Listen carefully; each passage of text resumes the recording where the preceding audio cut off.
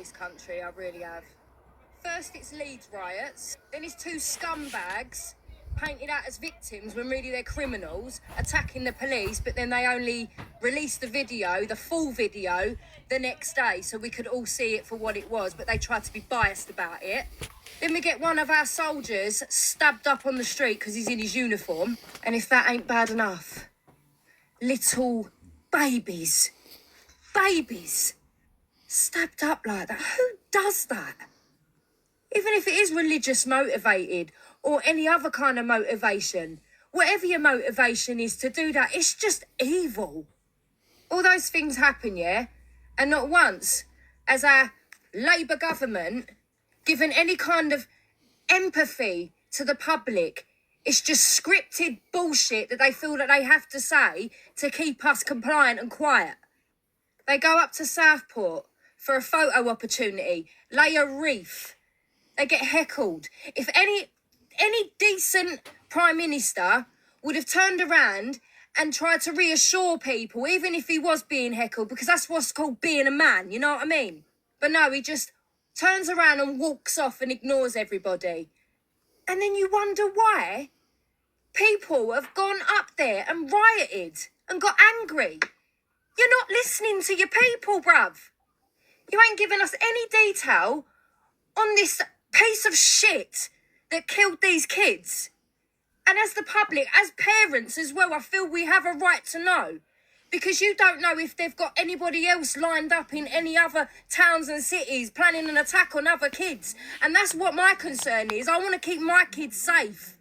But you voice any of those concerns about what's the fuck's going on in this country, like immigration and everything, it doesn't work anymore. They don't want to integrate with us. And what are they doing? Roaming our streets, raping our daughters, terrorising our women on the streets where they can't even go out and feel safe anymore. My 17-year-old daughter won't even go out and socialise with her mates because of this situation. Because she's already had a problem with it. What the hell is it going to take for you all to listen? Because I guarantee, Keir Starmer, if you'd have listened to your people and addressed them properly yesterday when you went up and got your photo opportunity, then maybe that riot wouldn't have happened up there.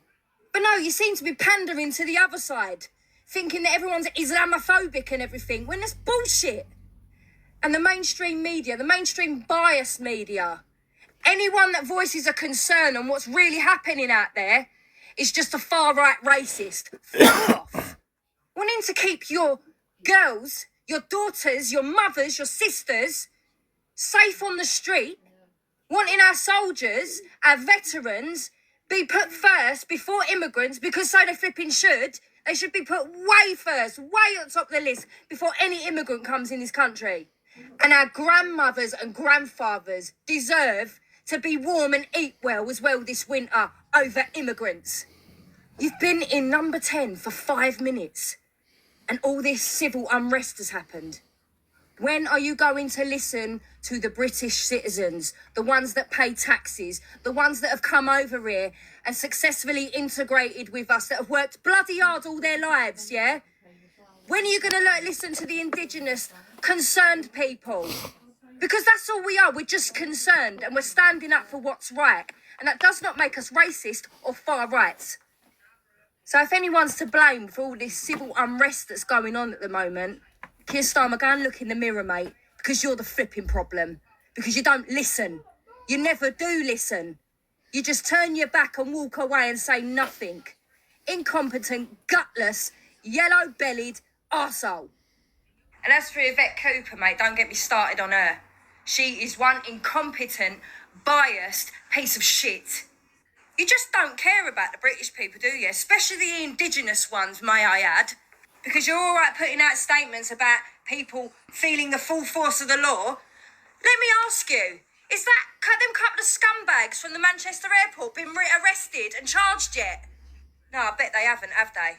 But then you're going to use the full force of the law on yesterday. I don't condone any violence at all. But it seems to be the only language that you're answering to.